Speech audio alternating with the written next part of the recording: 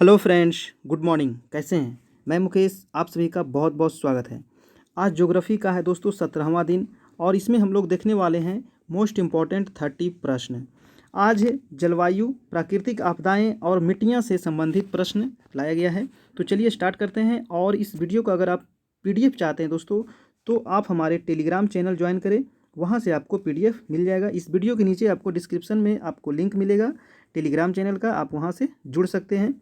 और अभी तक इसके पीछे वाला वीडियो यानी 16 ज्योग्राफी का वीडियो हो चुका है। अगर वो आप नहीं देखें तो जाइए हमारे प्लेलिस्ट में, और इसके वीडियो के नीचे भी आपको लिंक दे दिया जाएगा, आप वहाँ से भी देख सकते हैं। तो चलिए आज का पहला प्रश्न है, भारत के उत्तरी मैदानों में शीत ऋतु में वर्षा कैसे होती है, यानी जाड़े के दिनों में, ठंडे दिनों में वर्षा कैसे होती है। ऑप्शन है पश्चिमी विक्षोभ से, बंगाल की खाड़ी के मानसून से, अरब सागर मानसून से, या लौटते मानसून से।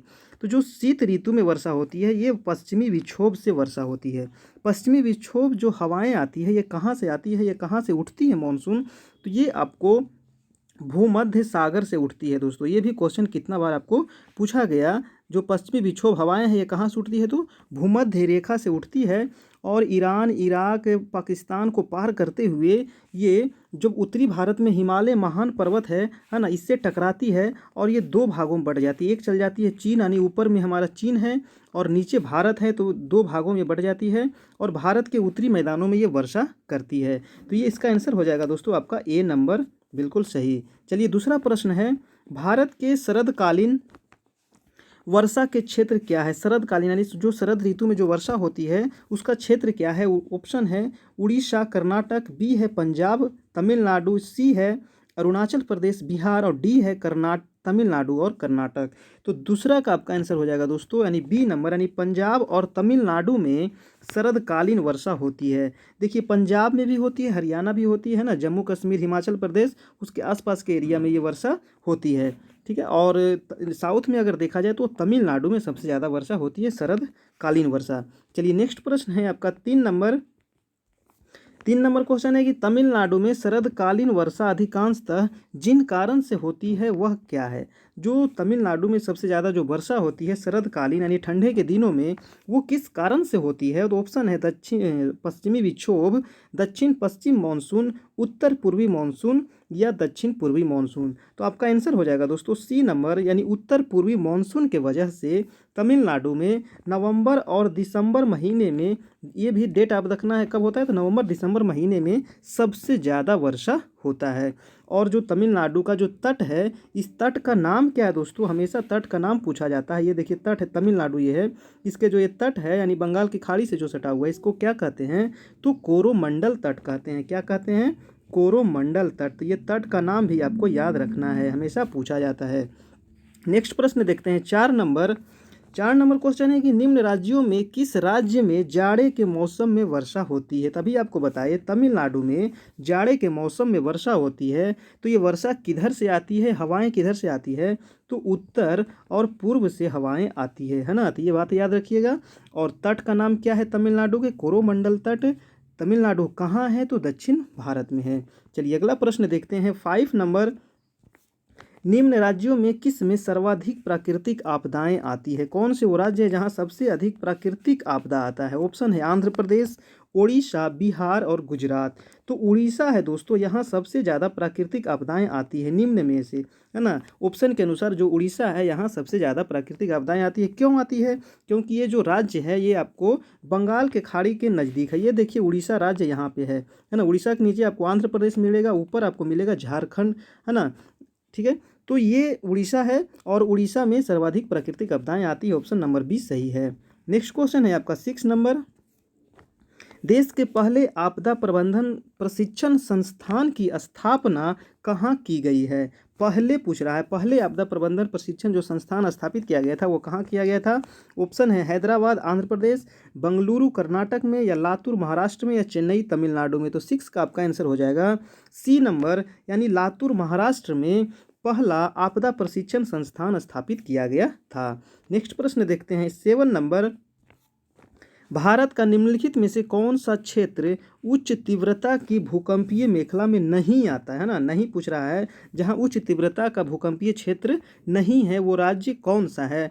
ऑप्शन है उत्तराखंड, कर्नाटक पठार या कच्छ या हिमाचल प्रदेश। तो वो है देखिए कर्नाटक का पठार, यानी साउथ में जो कर्नाटक राज्य है और कर्नाटक के जो पठार है ये, यहाँ पे भूकंप बहुत कम आता है ना। उत्तराखंड में जो हिमालय का क्षेत्र वहाँ तो बहुत आते रहता है, कच्छ यानी जो गुजरात का क्षेत्र है वहाँ भी भूकंप आते रहता है, और हिमाचल प्रदेश जो है हिमालय से सटा हुआ वहाँ भी भूकंप हमेशा आते रहता है। तो जो कर्नाटक है यानी दक्षिण भारत में भूकंप नहीं के बराबर आता है। तो इसका आंसर क्या हो जाएगा आपका बी नंबर, यानी कर्नाटक का पठार। नेक्स्ट प्रश्न देखते हैं 8 नंबर। भारत का सबसे अधिक बाढ़ग्रस्त राज्य कौन सा, यानी कौन सा राज्य में सबसे ज़्यादा बाढ़ आता है। तो वो है आपका आंसर नंबर सी, यानी बिहार में क्या है बहुत ज़्यादा बाढ़ आता है ना। बिहार का शोक कौन सी नदी कहते हैं, कोसी नदी को कहा जाता है बिहार का शोक, इसीलिए बिहार में बहुत अधिक बाढ़ आता है। और क्यों आता है, क्योंकि बिहार के उत्तर में क्या है नेपाल, और नेपाल से जितनी भी नदियाँ निकलती है वो तीव्रगामी नदी है और सीधा वो बिहार में आती है, तो बिहार में इससे बहुत ज़्यादा जान माल की क्षति होती है। नेक्स्ट प्रश्न देखते हैं आपका 9 नंबर। रेगुर मिट्टी किसका नाम है, जो रेगुर मिट्टी है इसका अन्य नाम क्या है आपको बताना है। ऑप्शन है लाल मिट्टी, जलोढ़ मिट्टी, काली मिट्टी या लेटेराइट मिट्टी। तो रेगुर मिट्टी को ही कहा जाता है आपको काली मिट्टी, है ना, क्या कहते हैं इसको, ब्लैक सॉइल। तो ये रेगुर मिट्टी की प्रधानता सबसे ज़्यादा कहाँ है भारत में, तो वो है आपका महाराष्ट्र में। ठीक है, ये भी क्वेश्चन पूछा जाता है। रेगुर मिट्टी का निर्माण कैसे होता है, तो ज्वालामुखी क्रिया से जो पर्वत बनता है और उसके टूटने फूटने से जो इस मिट्टी का निर्माण होता है उससे काली मिट्टी का निर्माण होता है। काली मिट्टी में कपास की खेती सबसे अधिक मात्रा में की जाती है। ठीक है, तो इतनी बातें याद रखिएगा। चलिए अगला प्रश्न देखते हैं 10 नंबर। रेगुड़ मिट्टी सबसे ज़्यादा कहाँ पाया जाता है, तभी आपको बताया कि महाराष्ट्र में रेगुड़ मिट्टी सबसे ज़्यादा पाई जाती है। रेगुड़ मिट्टी यानी काली मिट्टी में नमी धारण करने की क्षमता भी सबसे ज़्यादा होता है, ये भी क्वेश्चन पूछा जाता है, क्योंकि जो ये मिट्टी होती है ये चिपचिपा होता है ना, और ये इसमें जल्दी पानी नहीं सूखता है, इसके वजह से इसमें नमी धारण की क्षमता अधिक होती है।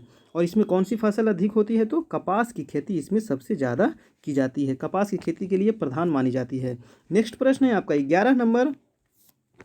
देश की निम्नलिखित मिट्टी में से किसे स्वतः कृषि मिट्टी कहा जाता है। स्वतः कृषि मिट्टी का मतलब क्या हुआ, इसका अर्थ हुआ कि स्वतः ही वो कृषि योग्य मतलब मिट्टी हो जाती है। मतलब देखिए जो ये किस मिट्टी को कहते हैं, तो ये काली मिट्टी को कहते हैं। काली मिट्टी मतलब किस कौन सी मिट्टी, कपास की काली मिट्टी को कहते हैं स्वतः कृषि मिट्टी। क्यों कि जब जो ये मिट्टी रहती है दोस्तों, जब ये सूखती है तो इसमें बहुत बड़े बड़े दरार उत्पन्न हो जाती है ना, और बड़े बड़े दरार उत्पन्न हो जाने की वजह से खुद से ही ये जुताई इसमें हो जाती है, तो इसीलिए इसको कहा जाता है स्वतः कृषि मिट्टी, यानी कपास की काली मिट्टी। आंसर नंबर सी बिल्कुल सही है। नेक्स्ट क्वेश्चन है आपका 12 नंबर की कौन सी मिट्टी कपास की खेती के लिए सबसे उपयुक्त है, तभी आपको बताएं कि जो काली मिट्टी है ये कपास की खेती के लिए सबसे अधिक उपयुक्त मिट्टी है।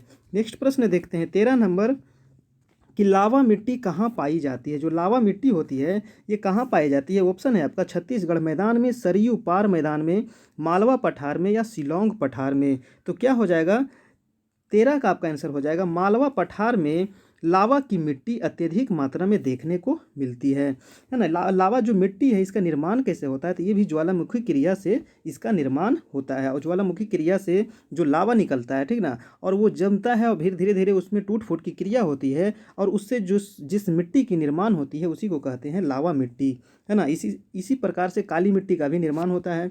अगला प्रश्न है आपका 14 नंबर कि मालवा पठार की प्रमुख मिट्टी कौन सी है, तो अभी क्या बताया, काली मिट्टी, है ना। कौन सी मिट्टी यहाँ पाई जाती है, तो काली मिट्टी की प्रधानता है। नेक्स्ट प्रश्न देखते हैं 15 नंबर कि किस मिट्टी को सिंचाई की कम आवश्यकता होती है क्योंकि वह नमी को रोक कर रखती है। तभी बताएं कि जो काली मिट्टी है उसमें नमी धारण करने की क्षमता ज़्यादा होती है, इसीलिए वो नमी को रोक कर रखती है, उसमें पानी की कम आवश्यकता होती है। तो इसका आंसर हो जाएगा आपका बी नंबर, जिसमें नमी धारण की करने की क्षमता होती है। नेक्स्ट प्रश्न देखिए आपका 16 नंबर की लेटेराइट मिट्टी मिलती है। लेटेराइट जो मिट्टी होती है ये कहाँ मिलती है, तो लेटेराइट मिट्टी देखने को मिलता है दोस्तों पठारी इलाका में, ऑप्शन है देखिए उत्तर प्रदेश, हिमाचल प्रदेश, पंजाब और महाराष्ट्र।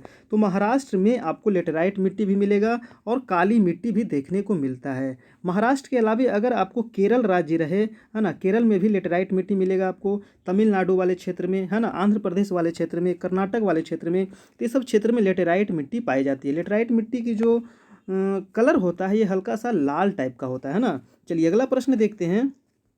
17 नंबर की लेटेराइट मिट्टी का प्राधान्य है, मतलब कौन सा क्षेत्र है जो जहां लेटेराइट मिट्टी अधिक मात्रा में पाई जाती है। ऑप्शन है मालाबार तटीय प्रदेश, कोरोमंडल तट प्रदेश, बुंदेलखंड में या बघेलखंड में। तो 17 का आपका आंसर हो जाएगा ए नंबर, यानी मालाबार जो तटीय क्षेत्र है यहाँ आपको क्या देखने को मिलता है। देखिए केरल का जो इलाका है यहाँ पे आपको लेटेराइट मिट्टी की प्रधानता है। ठीक है, तो इसका आंसर हो गया आपका ए नंबर। नेक्स्ट प्रश्न देखिए 18 नंबर, भारत में निम्नलिखित में से कौन सा मृदा प्रारूप लोहे का अतिरेक होने के कारण अनुर्वर होता जा रहा है, यानी कौन सी मिट्टी में लोहे की प्रचुरता अधिक है ना, लोहे की ज़्यादा उसमें मात्रा है, इसके वजह से क्या हो गया है, वो अनुर्वर हो गया है, मतलब उपजाऊ उसमें कम गया है। तो वो मिट्टी कौन सी है, मरुस्थलीय बलू मिट्टी या जलोढ़ मिट्टी या पॉडजोलिक मिट्टी या लेटेराइट मिट्टी। तो वो मिट्टी है दोस्तों आपका लेटेराइट मिट्टी में लोहे की मात्रा अधिक होने की वजह से वो क्या हो गया है, अनुर्वर हो गया, मतलब उसमें उपजाऊ क्षमता कम गई है। नेक्स्ट प्रश्न देखते हैं 19 नंबर, भारत में सबसे बड़ा मिट्टी का वर्ग कौन सा है, यानी कौन सा मिट्टी जो है भारत में सबसे अधिक मात्रा में पाई जाती है। ऑप्शन है लाल मिट्टी, काली मिट्टी, बलुई मिट्टी या कछारी मिट्टी। तो इसका आंसर हो जाएगा आपका कछारी मिट्टी जो है, इसकी मिट्टी का वर्ग सबसे बड़ा है। इसका आंसर हो गया आपका डी नंबर। नेक्स्ट प्रश्न देखिए आपका 20 कि गंगा के मैदान की पुरानी कछारी मिट्टी क्या कहलाती है। जो पुरानी कछारी मिट्टी है, कछारी मिट्टी क्या है, सबसे अधिक बड़े क्षेत्र में पाई जाती है।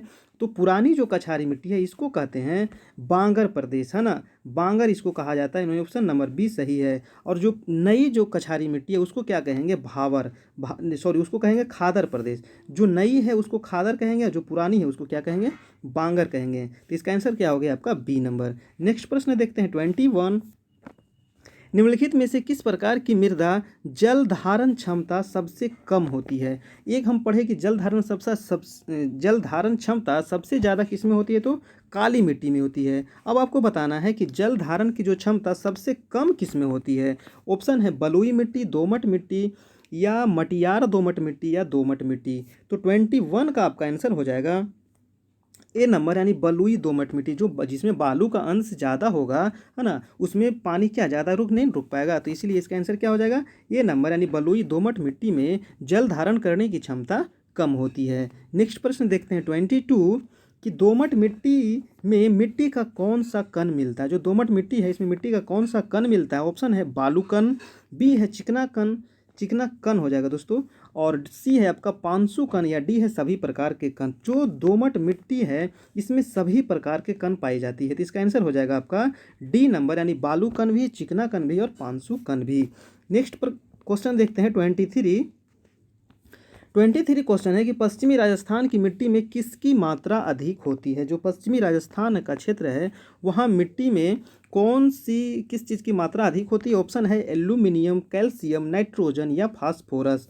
तो 23 का आपका आंसर हो जाएगा बी नंबर, यानी वहाँ कैल्शियम की मात्रा अधिक होती है ना। आंसर नंबर बी बिल्कुल सही। नेक्स्ट प्रश्न देखते हैं 24 कि निम्नलिखित में से कौन सी फसल मृदा को नाइट्रोजन से भरपूर कर देती है ना। कौन सी जो फसल है जिसको उपजाने से मिट्टी में नाइट्रोजन की जो कमी रहती है उसको पूरा कर देती है, तो वो है दोस्तों आपका मटर। इसीलिए अगर हम धान उपजाते हैं, गेहूँ उपजाते हैं, तो उसके बाद मटर जरूर लगाना चाहिए, जिससे अगर मिट्टी में नाइट्रोजन की कमी हो गई है तो उसकी पूर्ति हो जाएगी, है ना। इसीलिए इसका आंसर हो जाएगा आपका डी नंबर। नेक्स्ट प्रश्न देखते हैं 25, भूमि की उर्वरता बढ़ाने के लिए निम्न में से कौन सी फसल उगाई जाती है।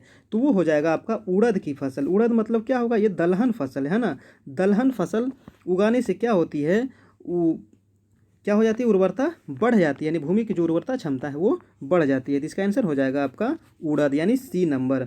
चलिए नेक्स्ट प्रश्न देखते हैं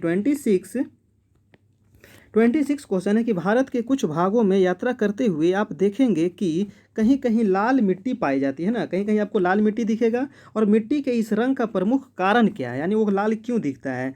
तो ऑप्शन है मैग्नीशियम का बहुल्य की वजह से, या संचित ह्यूमस की वजह से, या सी है फेरिक ऑक्साइड की विद्यमानता की वजह से, या डी है फॉस्फेट का बहुमूल्य की वजह से। तो इसका आंसर हो जाएगा दोस्तों सी नंबर, यानी फेरिक ऑक्साइड उसमें अधिक मात्रा है, इस वजह से वो कैसा दिखता है, तो आपको लाल दिखता है, ठीक ना। तो आंसर हो गया आपका सी नंबर।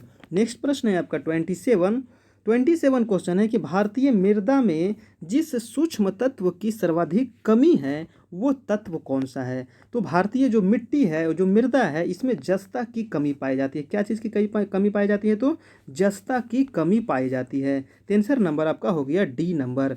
नेक्स्ट प्रश्न देखते हैं 28 कि पौधों को सबसे अधिक पानी किस मिट्टी में मिलता है, यानी कौन सी मिट्टी है जिसमें पौधों को पानी सबसे अधिक मिलता है। ऑप्शन है चिकनी मिट्टी, काली मिट्टी, बलुई मिट्टी, या दोमट मिट्टी। तो 28 का आपका आंसर हो जाएगा दोस्तों चिकनी मिट्टी, यानी चिकनी मिट्टी जो होती है उसमें नमी ज़्यादा होती है, यानी पानी धारण की क्षमता उसमें अधिक होती है, तो इसीलिए उसमें कोई पौधा रहेगा तो उसको पानी ज़्यादा मिलेगा। तो यानी आंसर नंबर क्या हो जाएगा आपका ए नंबर। नेक्स्ट है आज का 29 प्रश्न कि तेजाबी मिट्टी को कृषि योग्य बनाने हेतु निम्नलिखित में से किसका उपयोग किया जाता है। जो तेजाबी मिट्टी होती है, मतलब तेजाबी मिट्टी कहने का अर्थ ये हुआ कि उसमें अधिक उर्वरक का प्रयोग करने से, खाद का प्रयोग करने से वो मिट्टी क्या हो गई, तेजाबी मिट्टी हो गई, यानी अब उसमें फसल का उत्पादन बहुत कम हो रहा है। तो उसमें हम क्या प्रयोग करें जिससे वो मिट्टी उपयोगी में आ सके। ऑप्शन है लाइम, जिप्सम, कैल्शियम, या वेजिटेबल कंपोस्ट। तो इसका हो जाएगा ए नंबर, यानी उसमें लाइम का प्रयोग करने से उसको हम खेती के योग्य बना सकते हैं। नेक्स्ट प्रश्न है आपका 30 नंबर, और आज का लास्ट प्रश्न है कि मिट्टी में खारापन एवं क्षारीयता की समस्या का समाधान क्या है। जो मिट्टी में खारापन आ जाए, खारापन कब आता है, जब उसमें अत्यधिक सिंचाई किया जाता है, ठीक ना, अत्यधिक उसमें उर्वरक का प्रयोग किया जाता है, रसायन का प्रयोग किया जाता है। तो जो खारापन और क्षारीयता जो आ जाती है उसकी समस्या को कैसे दूर किया जा सकता है। ऑप्शन है आपका शुष्क कृषि विधि के द्वारा, खेतों में जिप्सम का उपयोग करके, या वृक्षारोपण करके, या समुच्चय रेखाओं के अनुसार कृषि करके। तो उसको हम दूर कर सकते हैं जिप्सम का उपयोग करके, उसको हम दूर कर सकते हैं। तो इसका आंसर हो जाएगा आपका बी नंबर। तो ये था दोस्तों आज का 30 प्रश्न। आपको कैसा लगा आप लोग ज़रूर बताइएगा। तो बहुत बहुत धन्यवाद आपका पूरा देखने के लिए। ये दोस्तों हमारा चैनल है, अभी तक आप हमारे चैनल को सब्सक्राइब नहीं किए हैं तो प्लीज़ हमारे चैनल को सब्सक्राइब कर ले, बेल आइकन प्रेस कर ले, अपने दोस्तों के साथ शेयर करना बिल्कुल ना भूलें। ये हमारा व्हाट्सएप ग्रुप है, आप इससे जुड़ना चाहते हैं तो आप जुड़ सकते हैं। आपको इस पर अच्छे अच्छे पोस्ट किए जाते हैं और भी तैयारी से संबंधित आपको। और ये हमारा टेलीग्राम चैनल है, यहाँ से आप जुड़े और यहाँ से आपको PDF मिल जाएगा। तो चलिए फिर कल मिलते हैं, तब तक के लिए जय हिंद, जय भारत।